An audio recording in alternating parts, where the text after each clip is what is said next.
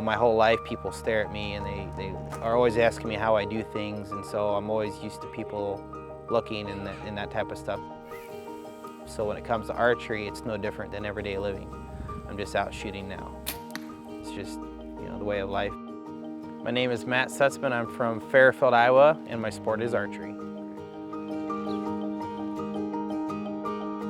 Life in Fairfield, Iowa, for the most part, is really relaxing. It's just your average small town. A typical day for me is waking up in the morning about 7 o'clock.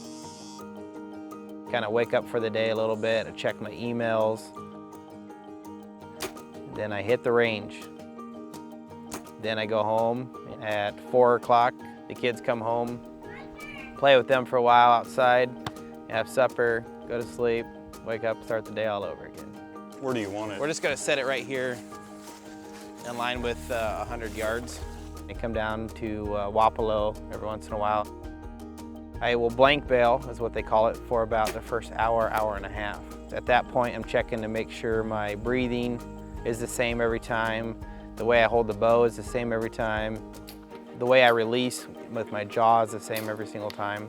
When I feel comfortable that I got it, I'll move back to 70, even 80 or 100 yards, and I'll shoot a scoring round to simulate the tournament coming up. I started 2 years ago, and at that point I set a goal that I wanted to be the best archer that I could be. In fact, I would like to be the best archer in the world. And so I worked on it, and that's all I did was eat, breathe, sleep, archery, and I shot. And when my body told me to stop, you're tired, I just kept on going. I'm pretty proud of my accomplishments, yes.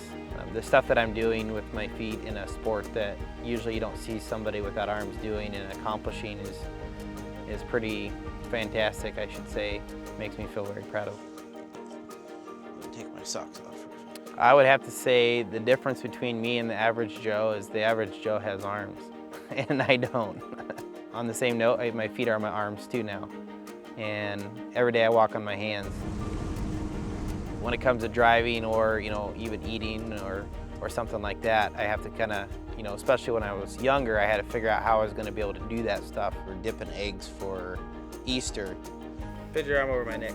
There you go. Being a family guy is important for me.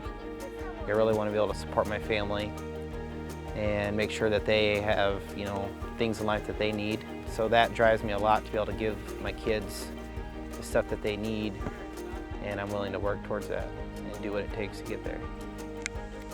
Anything is possible, disability or not.